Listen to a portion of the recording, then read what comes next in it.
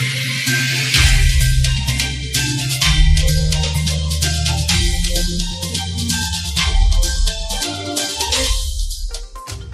月20日，国际特赦组织在其网站上回应了联合国人权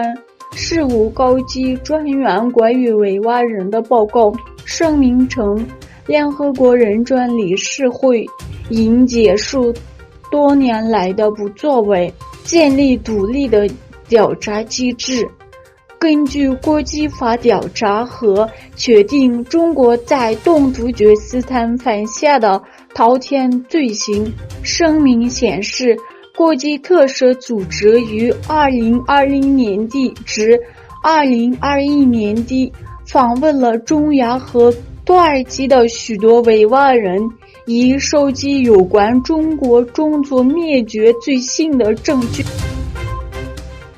出席第77届联合国大会的土耳其总统埃尔多安在讲话中提到了土耳其对维吾尔人的关切。埃尔多安说，我们在不损害中国的领土完整和主权权利，遵守一个中国原则的基础上，对保护穆斯林维吾尔突厥人的基本权利和自由保持敏感。随着乌克兰迅速收复被俄罗斯占领的东北部地区，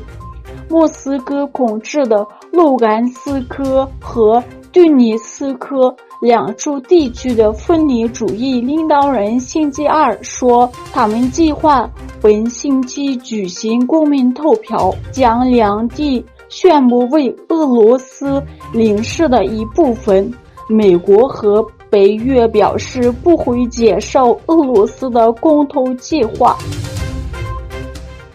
民族主义运动党主席巴赫基利在开塞里组织的宣传集会后接见了自由东突厥斯坦协会的代表。东突厥斯坦自由协会主席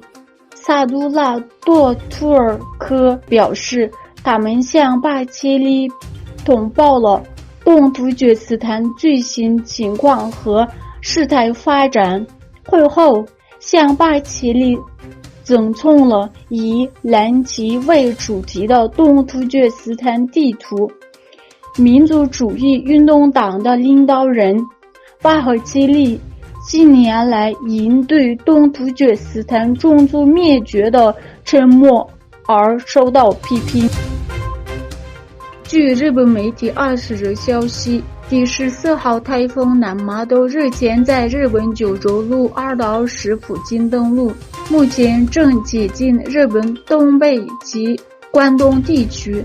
受台风影响，日本各地既不同程度受灾，台风已致日本2人死亡，100多人受伤。